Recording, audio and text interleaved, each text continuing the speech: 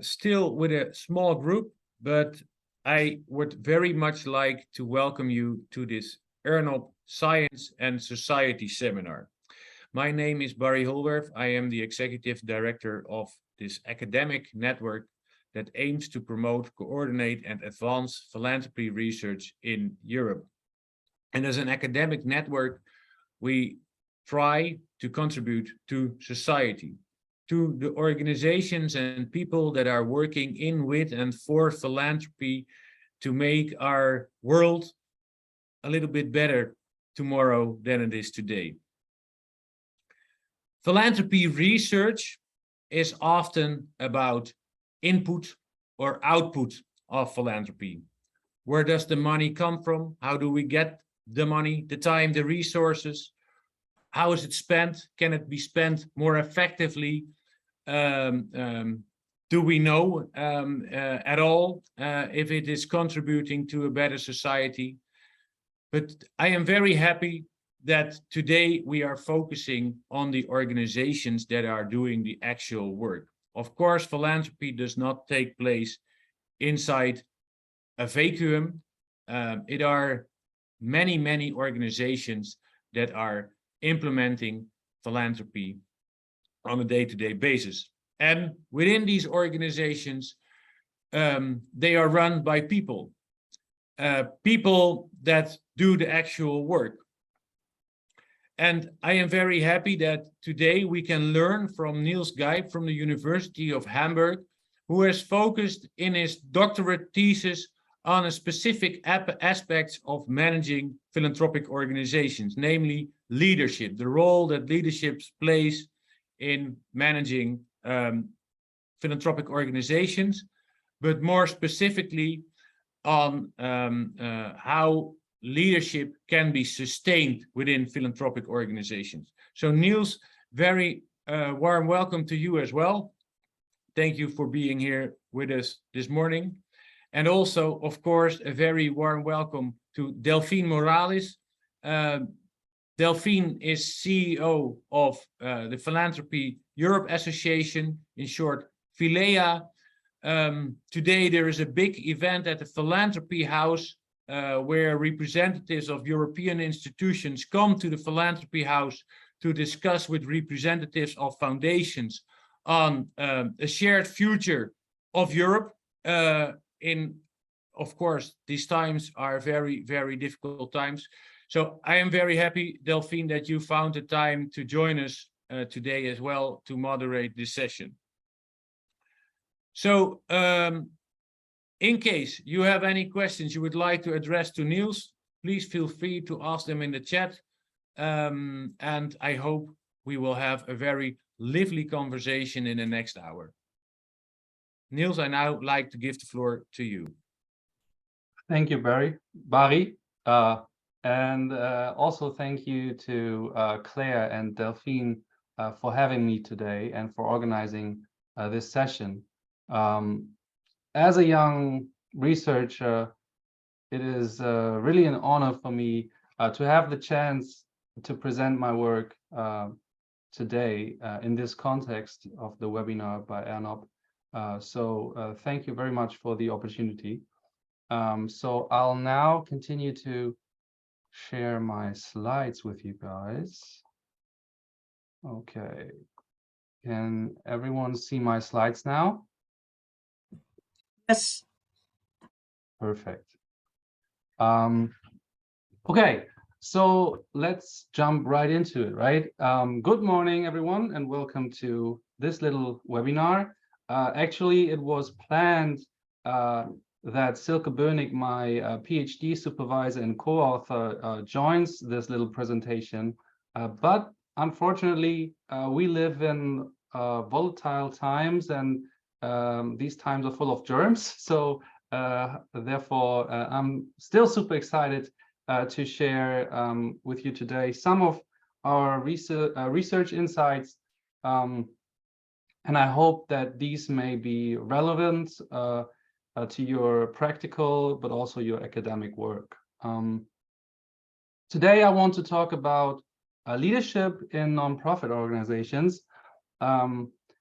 and in particular, how nonprofits can ensure human resources and leadership potential in philanthropy and in nonprofits in general in the future. All right, so let's roll this whole thing up from the beginning. Before we go into content, I would really like to know from the audience, actually, what do you associate with the term leadership? Because at least I think it's important that we first, align our understandings of what we're talking about. That being said, feel free to just speak up or post your associations in the chat, and I think Delphine will support me in then picking them up.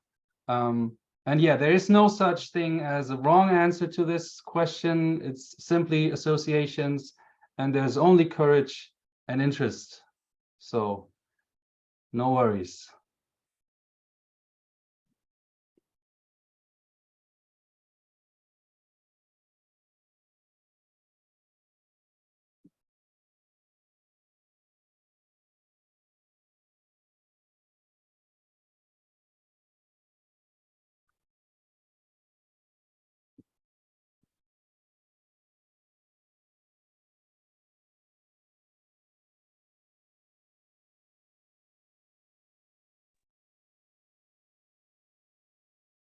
Hello, can everybody hear me? Sure. I was just going to say leadership is really around vision.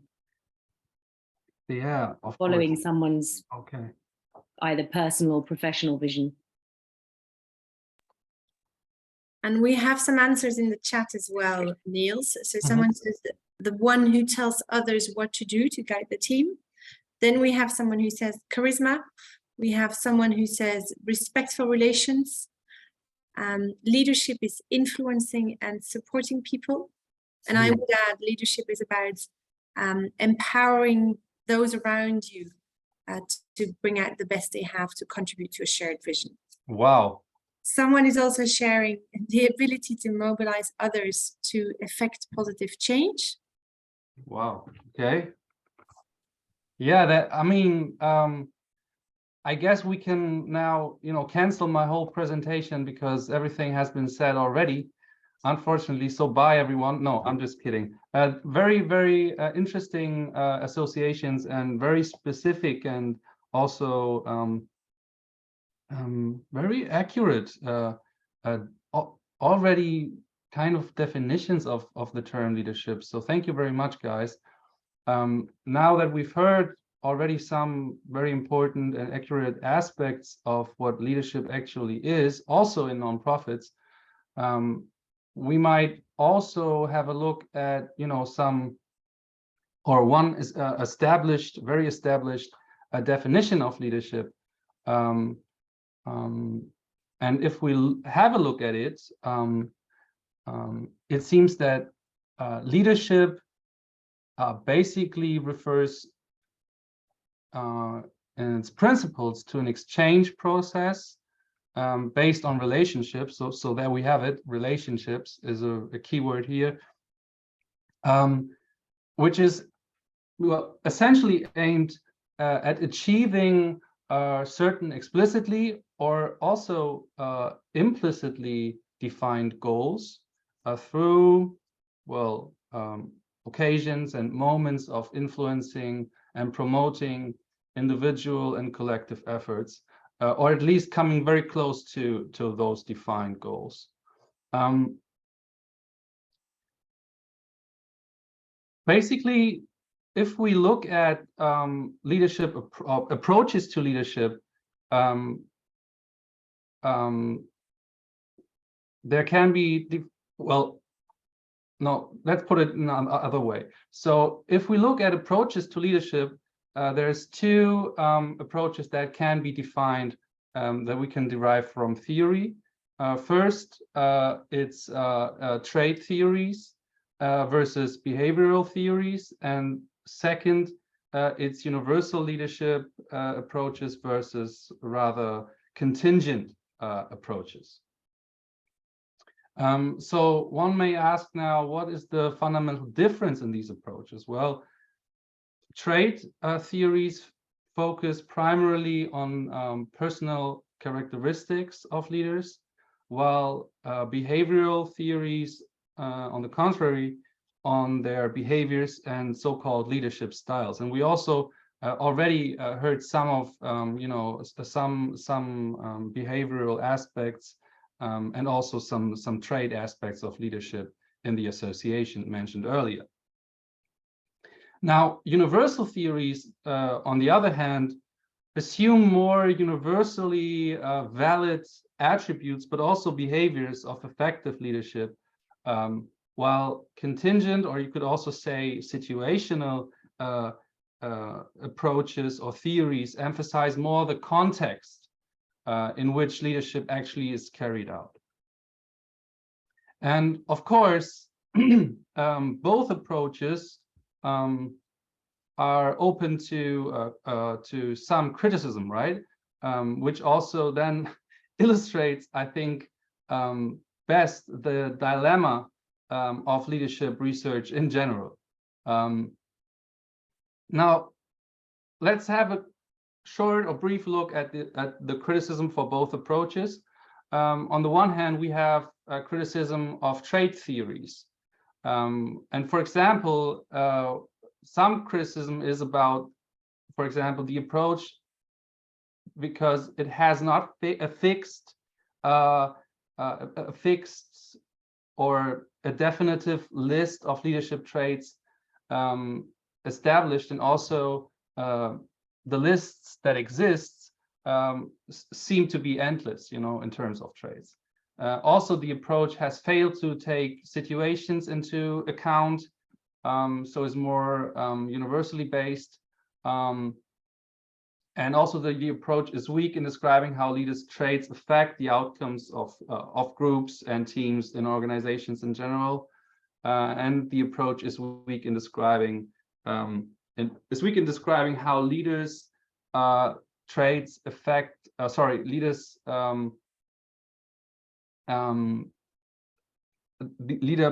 leaders' personality traits are largely fixed, and they're limiting the value of instructions to leadership training. On the other hand, we have also criticism on the behavioral theories, because in that context, criticism is about the style approach has failed to find a universal leadership style yet. So a style that is adapted to every situation and every context, every organization. And also the style approach states that the most effective leadership style may be a so-called high style, which means or refers to a high task and high relationship focused approach. But when we look at empirical data in terms of leadership research, research findings tend to contradict this high style argument, and indicate that certain situations may require different leadership styles. So as you can see, in principle, we can conclude that certain approaches are contextually appropriate and can always be associated with certain trade-offs. But for now and for today and for this session, we can also approach leadership, especially in terms of nonprofit leadership, apart from these two basic approaches, specifically in relation to nonprofits via primary nonprofit recruitment requirements. For example, those requirements have been expressed by scholars like Ruth Simser from the University of Vienna. And I would just like to quickly introduce you to some of the key dimensions of nonprofit leadership that she puts forward. So for Ruth Simza, there are 4 dimensions of requirements of nonprofit leadership that, you know, are somewhat generic. And these are acceptance of the leadership role gained and reflection of its psychological significance. Also, the active leadership of the board, which is very important in nonprofit contexts. Also, leadership.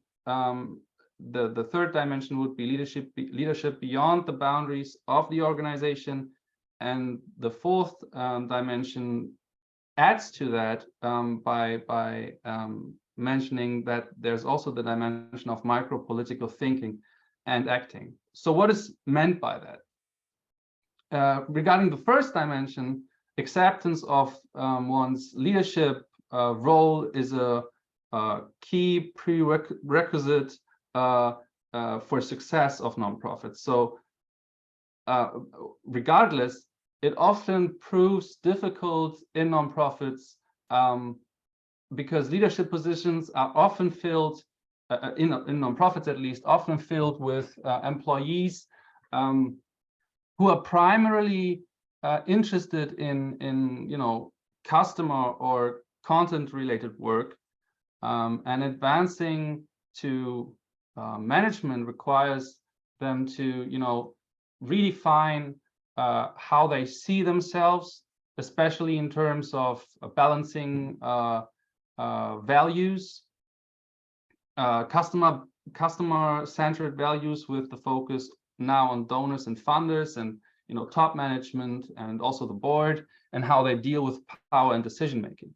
The 2nd dimension is active board leadership, and it's about the relationship between the board and you know, executive management or executive directors and top management in nonprofits. And it's critical also to the success of nonprofits, with the latter having an important underestimated quite often role in supporting and guiding board members.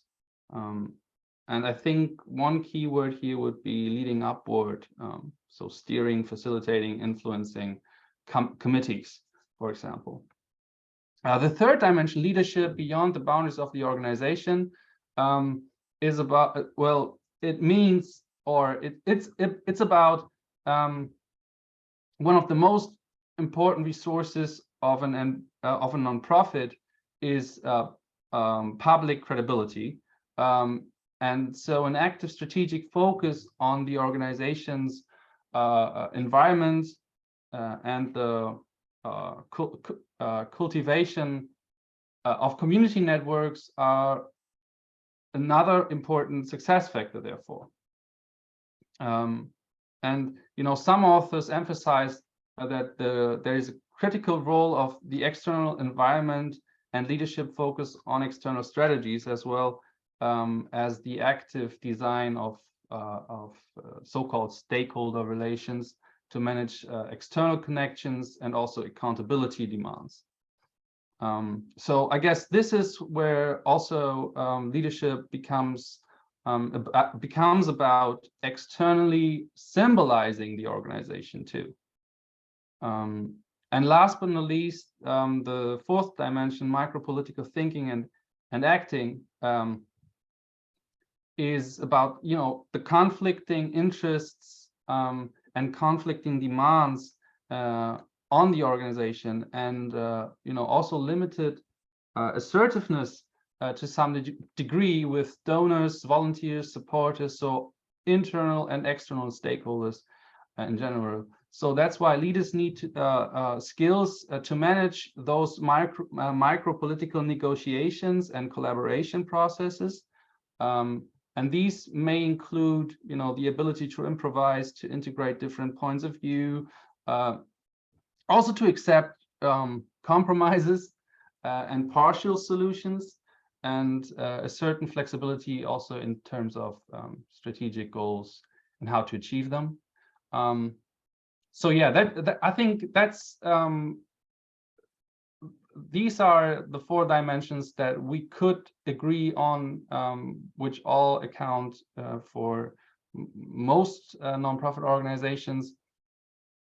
So apart from the two basic approaches to leadership in terms of traits and behavioral theories and universal and situational leadership, there are certain basic requirements to nonprofits that can be identified, which necessitate leadership more generally in nonprofits. All right, so far so good.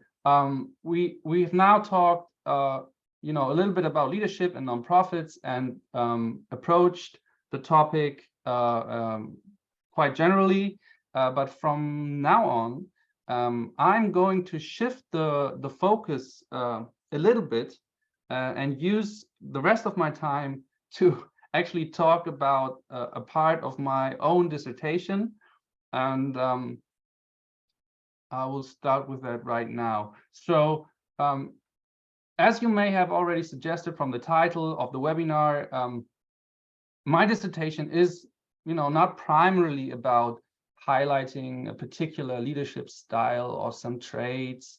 To some degree, I would say I intentionally pass those conversations and I look more into the structural level of leadership in nonprofits.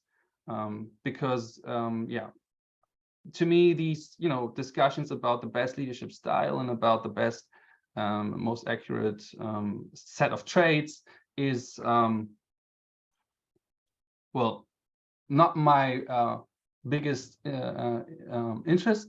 I'm looking more at structural levels, and so in other words, I want to nose into leadership in nonprofit, or into ways leadership in nonprofits can be ensured structurally and with a strategic approach. So it's all about how can we professionalize nonprofits more in terms of HRM, and more explicitly, I'm looking at strategic approaches to developing leadership potential in nonprofits, as well as the ability of a nonprofit to have leadership ready at any point in time, so have a strong leadership pipeline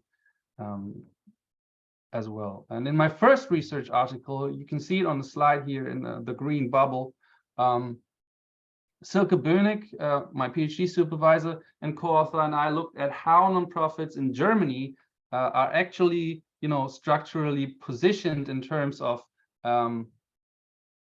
succession management. And we paid particular attention to the division of leadership responsibilities between the board, executive directors, in some organizations also division executives, and also HR professionals. And this study was actually published earlier this year in Nonprofit Management Leadership. So anyone interested in that topic, feel free to have a dive into that literature. It's open access, so no charge involved. And now, turning to our second study, we no longer look at what ideal, typical succession management looks like in nonprofits and how practice somewhat compares to that. But we take a step back and we consider what must actually be available as a condition for effective internal succession management and structural leadership pipelines, namely staff with leadership development potential. And that is what the following slides will now focus on.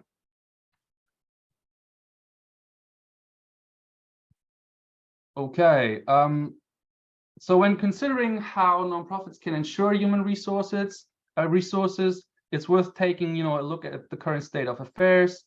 And well, it doesn't really look particularly good for nonprofits in that to a certain extent. For example, research shows that nonprofits are at fierce competition for staff with other sectors right now.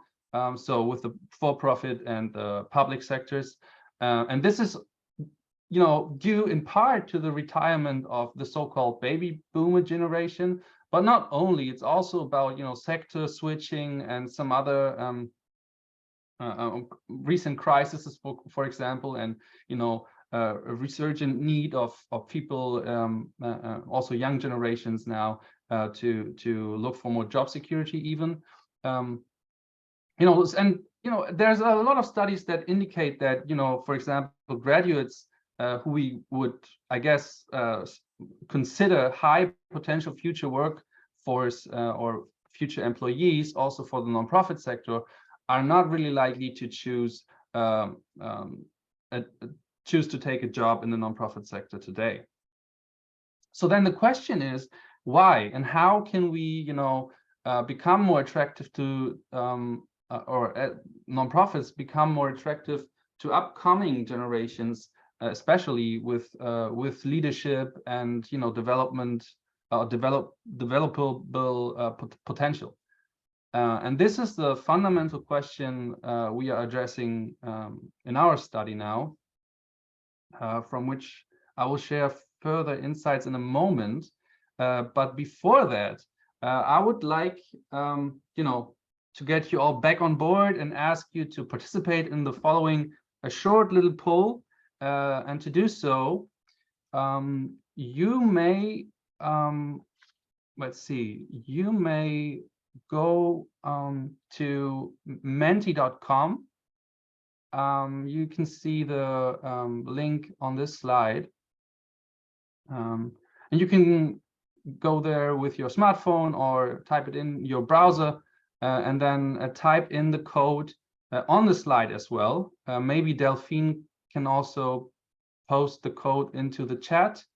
And then, we will then, you can then have or take the short poll, and once everyone has filled it out, we can have a look at the results and then match them up with what we have found in our study. I think that would be very interesting. So I'm about to share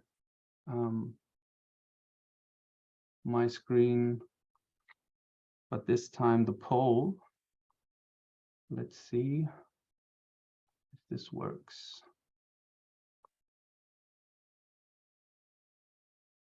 Okay, can everyone see my screen? Apparently, yes. All right.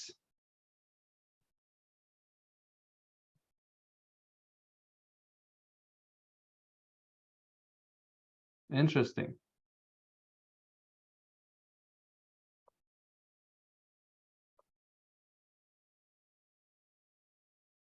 Interesting.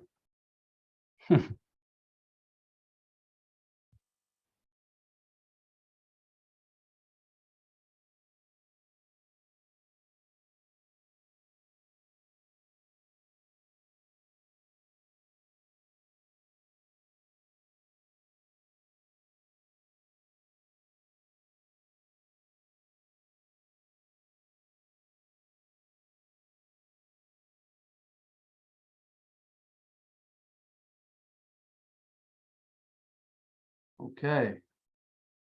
Well, that looks very interesting. Thank you very much.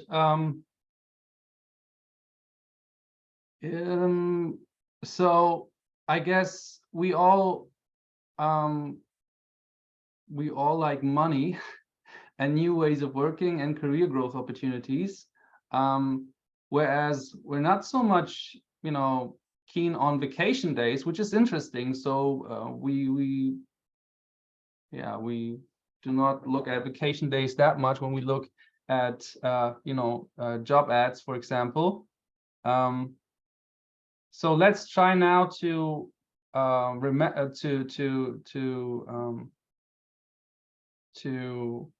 look at the findings in our study and then have a look at how this matches up with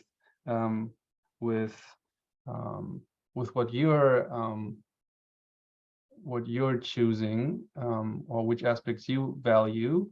But before that, I think I have a second poll.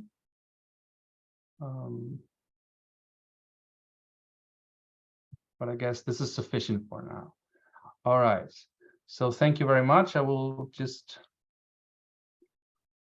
jump into my presentation again.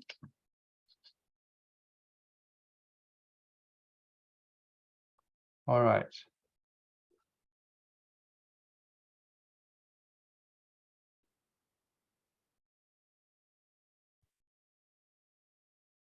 All right. So thank you very much for taking the poll. So as we saw, there are some, there's some interesting findings already. So I guess most of the people who took the poll value new ways of working, also money, and also but also career growth opportunities. Now, I don't want to, be, I don't want to say too much, but I think we find some of your, preferences also in what we have in our study. Now, let's now have a look at what literature says about the question of how to attract people and employees towards the nonprofit sector in the first place. And as you can see from this slide, in recent years, several scholars have actually explored which job aspects are so-called motivational drivers for workers or employees to work or also not to work professionally in the nonprofit sector. But most of the empirical research so far has been survey-based. And I would just quickly like to highlight some key points of our brief literature overview here. So as I said, in recent years, researchers have focused mostly on, motivational drivers towards jobs that we also found in the poll. For example, salary, work-life balance aspects, career growth opportunity aspects, but also job security, which didn't rank very high in the poll, which is interesting, but I will come back to that later. But all of these things can be motivators to employees or potential applicants for job acceptance in the nonprofit sector. However, there has been little experimental research on what really matters. What really matters when people turn to job search, especially when it comes to high potentials. And deriving our research brief from this, we designed a study now that experimentally, not survey-based, but experimentally tests motivators derived from literature. And in order to reach today's high potentials, our study is explicitly dedicated to career growth opportunities, which we exposed by our title, but also and career growth opportunities in our case means leadership development programs specifically, but also we include new ways of working as a second potential driver towards nonprofit jobs. And to clarify once more, with our study, we focus on this because we want to explore how nonprofits can attract and then develop younger generations and so-called high potentials for leadership positions ultimately in the nonprofit sector. Now, I'd like to briefly introduce our conceptual framework for our study. Basically, we assume that nonprofit jobs that include either leadership development opportunities or so-called new work job models, which include new ways of working dimensions, increase the intention of potential applicants to apply for the job. And we derive our reasoning from both person-organization fit and self-determination theory. And we also assume that leadership development programs trigger high potential less positively if they have indeed little leadership motivation by default. And we too hypothesize that the effect of leadership development or new work job models on the intention to apply for the job will be stronger if high potentials have a nonprofit sector preference by default. And finally, our hypothesis 4 on the right-hand side, we additionally test whether the intention to apply for the job is directly related to the actual application behavior. And then we also control for some influencing factors, apart from our main variables that could also provide possible explanatory contributions. Among them are, sociodemographics, but also fields of study, and whether people were actually currently looking for a new job. Let us now turn to our research design. As indicated earlier, we conducted an experiment. So it's an experimental survey, and this was what is called an online in-between subject design experiment. We collected the data actually this fall, and we collected it through the provider, panel service provider Vilendi, and we selected our sample, according to following criteria. Participants had to reside in Germany. They had to be in the age group between 20 and 45. They should at best have an academic background, and we chose this somewhat liberal approach to our sample to first capture the German labor market context, to reach target groups that we consider as potential employees still to be developed, for example, into leaders and successors, to get the bigger picture again into place. Also to include not only potential workers who are, at entry level in their job stage, to also account, for example, for sector switching, which I mentioned earlier is also a trend observable these days. And as well, also to ensure that we do not target all potential job applicants, but only those we can assume to be somewhat well-educated, high potential future workforce. And we opted for the latter, particularly as future nonprofit talent should have not only intrinsic motivation to work in a sector, but also well-rounded and strategic skills, especially in terms of analytical and managerial skills to really get the sector to be more professionalized and sustainable in their work. Our sample initially entailed 450 participants, but we did then small adjustments to it. Accordingly, we excluded, for example, both straight liners and speeders, which amounted to the number of 61 participants. And our final sample size then was 389 participants in our experiment. Here you can also see our experimental procedure. First, participants had to answer the first part of a questionnaire. This primarily, asked about their motivation to lead in general, and also their sector work preference. And then participants were randomly assigned to either one of 3 conditions. In the first treatment condition, you see it on the left-hand side.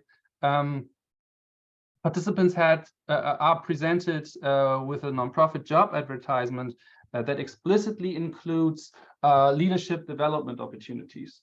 Then in the middle, participants in the second treatment condition are presented with the same advertisement, only that this time it contains a new work job model instead of leadership development opportunities. And then finally, participants on the right-hand side in the so-called control condition are confronted with the same ad, but only this time it does not contain leadership development opportunities or a new work job model. And then we assess for participants' intention to apply for the advertised nonprofit job and whether they would make the decision to apply for the advertised job now. Both are our dependent variables in our study. And for the second dependent variable, we used a proxy question for actual behavior. So we cheated in that sense because, you know, since our study is scenario based, and that's maybe even getting into detail now, but that's because we could not really measure actual behavior for that reason. And so we try to, you know, to some degree capture behavioral by adding an additional question. And then lastly, participants had to answer a supplementary section of the questionnaire. And here we primarily asked them for their sociodemographic characteristics like age and gender, and also other general characteristics of the participants. And they include, for example, organizational fit, their field of study, and whether they were actually, for example, looking for a job. All right, now let's turn to our stimulus that we used. This one, as indicated earlier, is a nonprofit job advertisement. And on this slide, you can see, you know, a young man who participated in our study, and he is exposed actually to the control condition of the stimulus at this very moment. And the job ad displayed here is a fictitious one, but it is designed after a real German nonprofit ad to, you know, gain some external validity in our study. Now, to also show you what changes when someone, you know, is in the leadership development opportunity or new work job model group, I would like to show you also what happens to the ad in that case. So pay attention. This is what happens. I hope you can now see this. You know, as you can see, there's additional text that does appear in the ad for both our experimental conditions, and you can find the texts for the two experimental conditions at the bottom of the slide, and they are kind of similar in style. We then jump into, you know, our data analysis approach. Of course, first, as is appropriate for experimental designs, we ran a randomization check, an attention check, and a manipulation check, all of which we conclude successful. And after that, we described our data descriptively and then calculated some group comparisons and also partially moderated regressions for our hypothesis tests. And now let's look at some of the data. So regarding our sample, the following can be noted overall. All of our participants, or of all our participants, almost 70%, so 65%, 2/3 are female. 1/3 is considers themselves as male. On average, people were 32 years old, so in their early 30s. Over 90% had an academic background. Almost 45% had a bachelor degree. Almost 40% held a master's degree. And 40% had an, you know, explicit study background in business administration and social sciences, or interdisciplinary background. And regarding participants' work preference, we find, for example, that the private sector is the most preferred in our sample, which also echoes a lot of other research that has been done in terms of sector preferences. However, more than 1/3 is also or states also to prefer the public sector for employment, and only 14% prefer the work in the nonprofit sector, actually. Now, I guess this is bad news for the nonprofit sector, as we somewhat validate, you know, other studies finding that the nonprofit sector to be at least attractive, to be the at least attractive one for employment. But on the other hand, it is also good news to some extent, as our numbers are twice as high as numbers by, for example, Santinia and colleagues who find that only 5% of, for example, graduates would like to have a job in the nonprofit sector.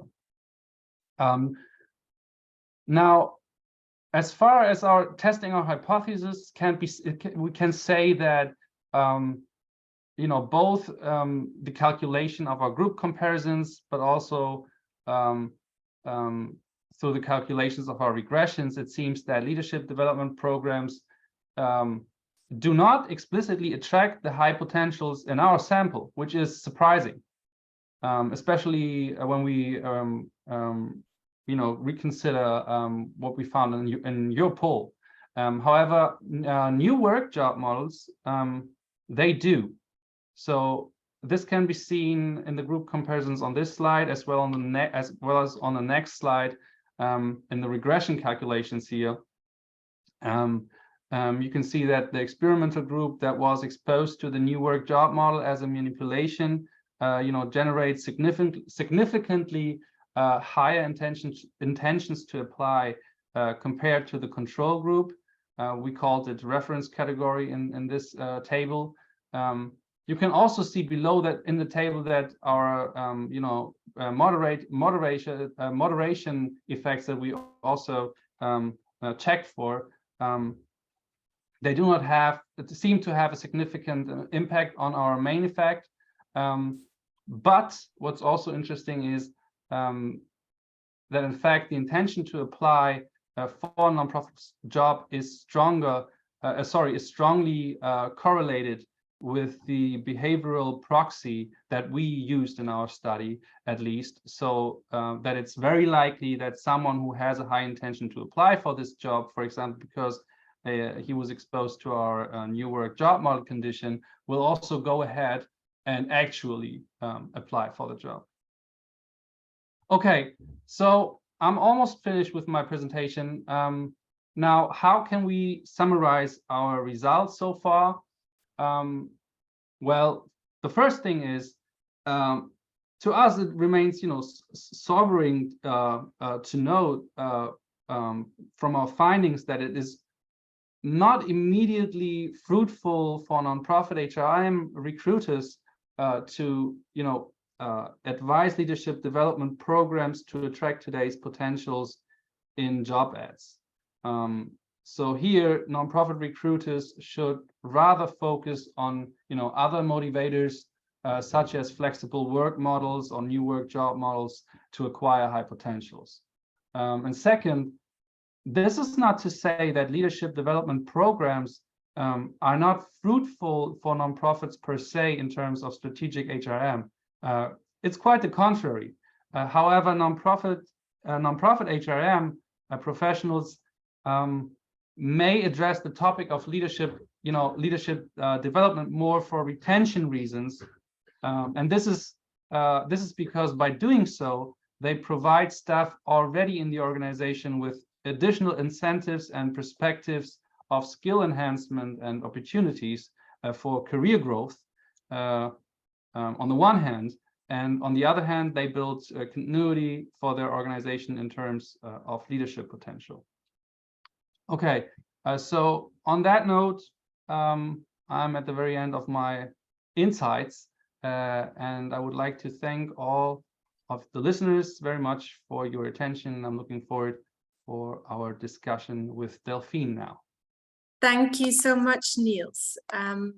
Very good to have this overview. I think many of us will indeed feel that the talents and the people that we have within our organizations as not-for-profits are among the most precious resource that we have.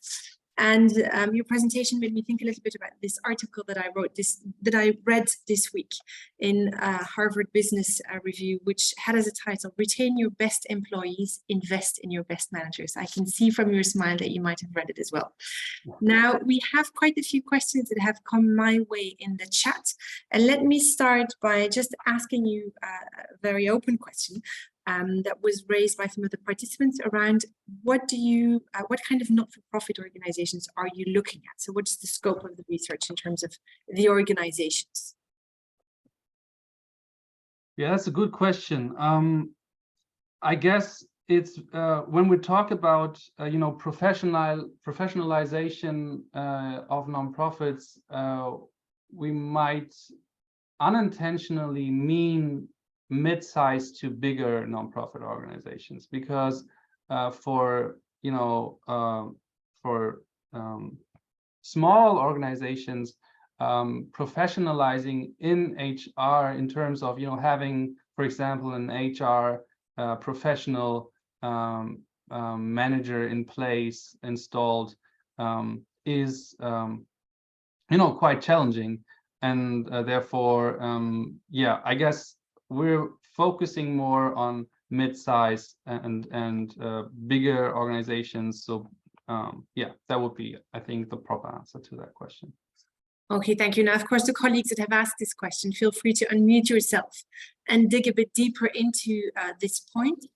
And if not, maybe a comment that has come my way, Niels, regarding the poll on Menti. I would have a question, Delphine, but I don't want to interrupt you now. No, go ahead, Timo, please. Okay, thank you so much. So first of all, thank you for your presentation, and thank you, Delphine, for taking over the commentary. But I don't think this question was meant only with regard to size of the organizations, but I would like to ask you about the types of nonprofit organizations, because especially looking at the German nonprofit sector, it's super different organizations that are there with regard to church organizations, but also, the classical think tanks, what we call Arbeiterwohlfahrt, and might know these kind of welfare organizations. So I just want to ask you, have you looked at specific types of nonprofits, or have you just differentiated with regard to size?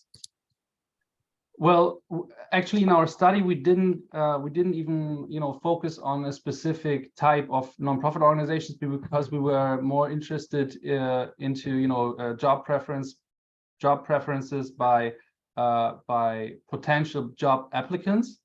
But regarding my dissertation and the whole the whole topic of how to attract and retain talented employees in nonprofits, I would say we focus more on mid-size and larger organizations, but we also focus more on specific fields where mid-size and larger organizations in Germany are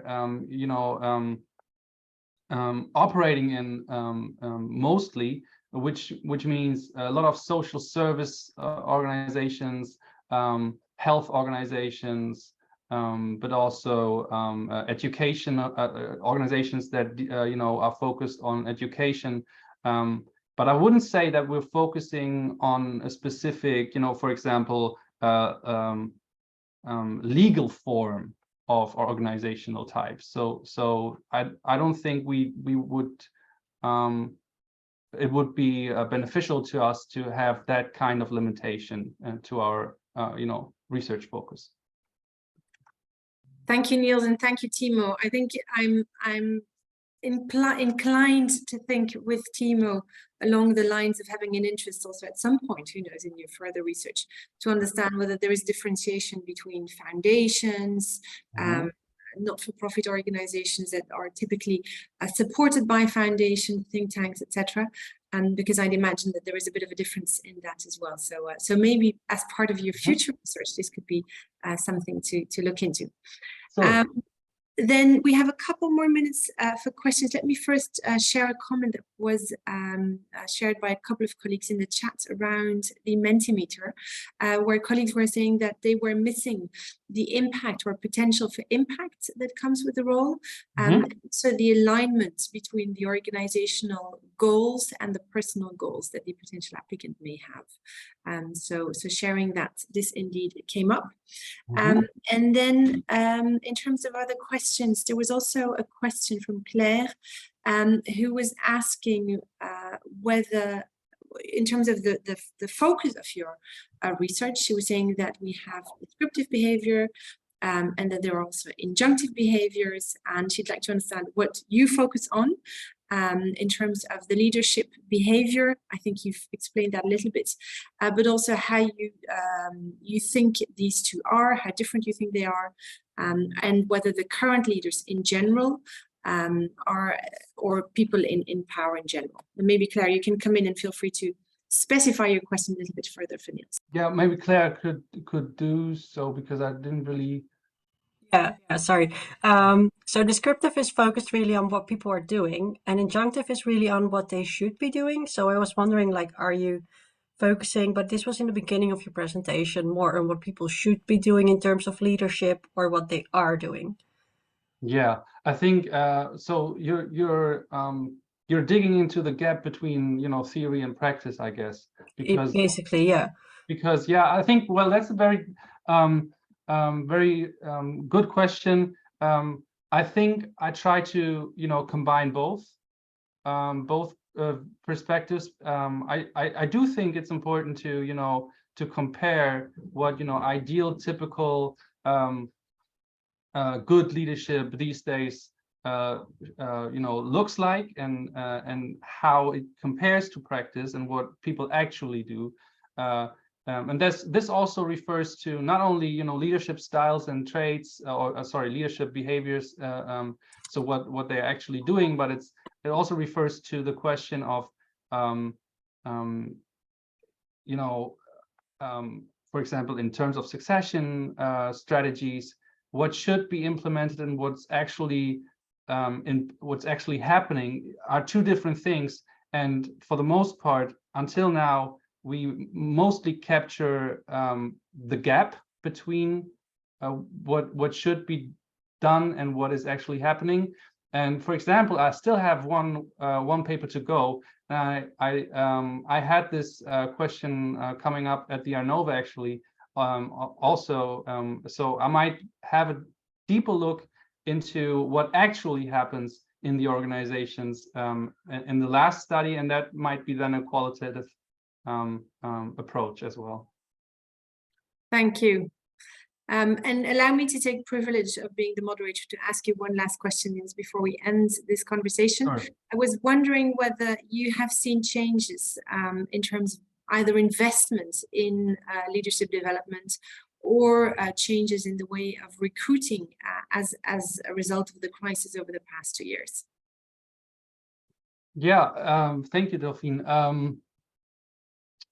I believe that more research is indeed needed to answer your question, and I have to be transparent enough to say that in our research we can only contribute to this question to a very limited extent.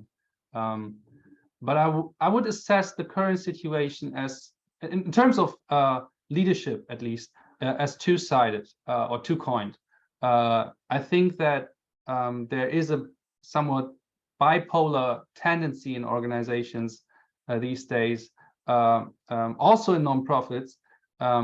First, the tendency to more, one wouldn't expect it maybe, but to more micromanagement. Or in other words, a tendency, especially in times of, you know, digital workplaces and breaking structures that have been in place for a long time, to a very, you know, a tendency to a very hierarchical leadership or hierarchical leadership styles again, and understandings also, but also from, not only from, you know, leaders' perspectives, but also from the point of, you know, the so-called, I don't really like the term, but so-called followers. So a tendency of followers to look for the heroic leader once more. You know, we see it in politics, and we also see it in organizations, I guess. And I think it has to do with uncertainty issues and crisis. But on the other hand, of course, there's certainly also an opposing tendency. For example, due to the digital way of working these days, and all of these Zoom calls, and there is a lot of restructuring in the workplace today towards flatter hierarchies and more participatory leadership as well. Thank you so much, Nils. I'm sure that there's a lot more to unpack in the field of research that you're exploring, and I look forward to hearing more about the continuation of your work. And for now, unfortunately, we have to end this conversation. So allow me to thank you, Nils, and thank you for those who have asked questions, and looking forward to following up on what comes out of that research from you, Nils. Thank you. Thank you. Yeah, also thank you from my side, both to Nils. You really covered a lot, and I'm guessing that anyone who would like to know more, they are very free to contact you. Sure. We look forward to more of your work. Also, thank you, Delphine, for navigating us through this work, and also to moderating the session. And for me, I hope to see you next time at our next webinar on the 10th of January, in which Lisa Heyenberger from ASAT Business School will delve into the role of impact measurement in generating collective action. And well, that's on our mind always for everyone. So hope to see you then. For now, have a nice day. Thank you, Barry.